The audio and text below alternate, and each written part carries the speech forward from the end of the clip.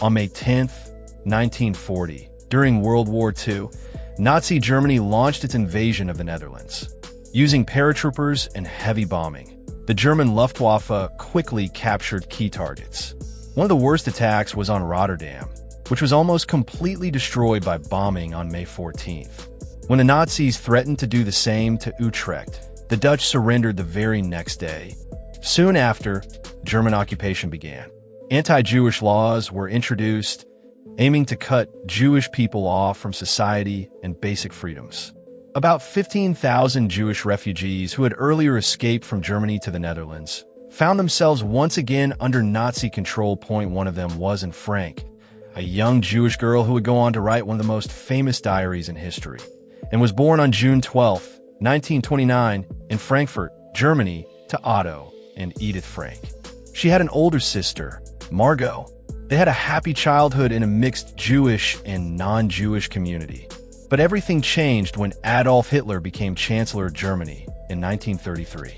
The Nazis quickly began taking away rights from Jews and targeted anyone they saw as enemies, including political opponents, gay people, and others. That same year, Otto Frank decided to move his family to Amsterdam, hoping to escape the growing threat.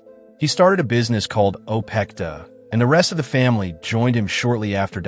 In Amsterdam, and Margot started school and made new friends. Though adjusting was hard at first, especially with the language, they thrived. In 1938, Otto started another company, Pecticon, which helped improve the family's financial situation. Otto even tried to move the family again, this time to Britain, but it didn't work out. Then came September 1st, 1939, the start of World War II, and was just 10 years old when Germany invaded the Netherlands in May 1940, and once again, the Franks were under Nazi rule. Life quickly grew dangerous. New laws forced Jews to register themselves and their businesses. They were banned from parks, cinemas, and shops. Jewish children had to leave their schools and attend separate ones.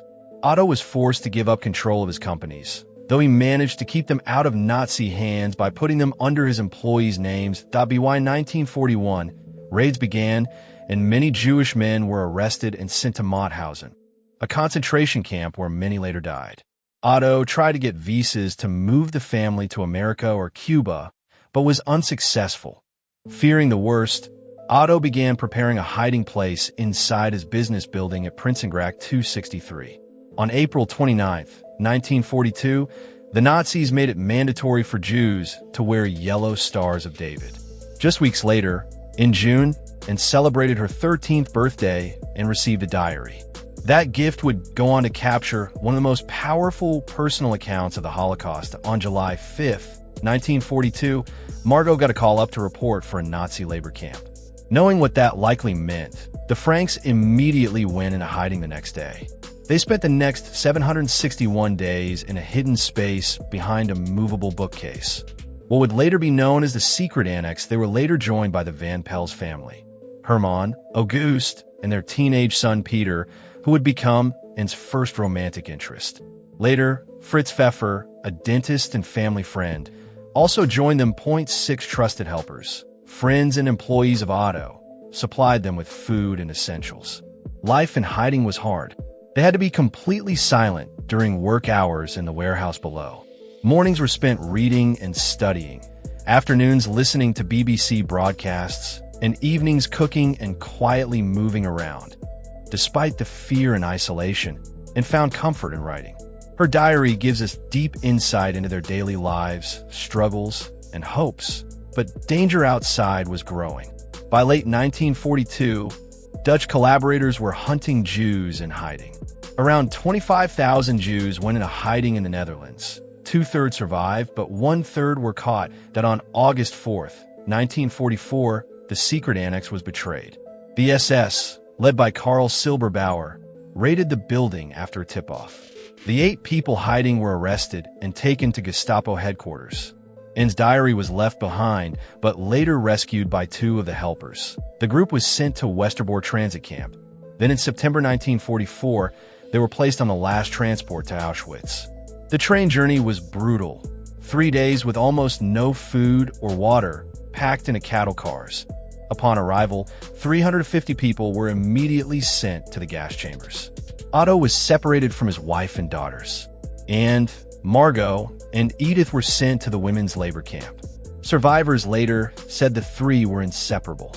Otto never saw them again in November 1944, and Margot were moved to Bergen-Belsen, a camp overwhelmed with disease and starvation. Edith remained in Auschwitz, where she died in January 1945, just 3 weeks before Soviet troops liberated the camp. At Bergen-Belsen, conditions were horrifying.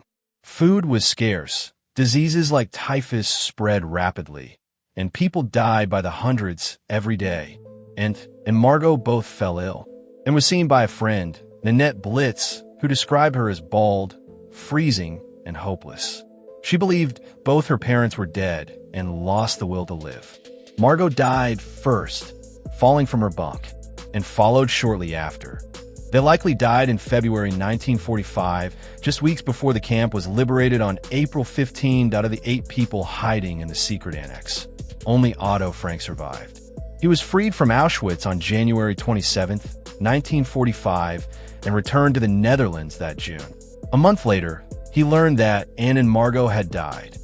Helper Miepgees gave him Anne's diary. Reading it, he was deeply moved by his daughter's words and determination to become a writer.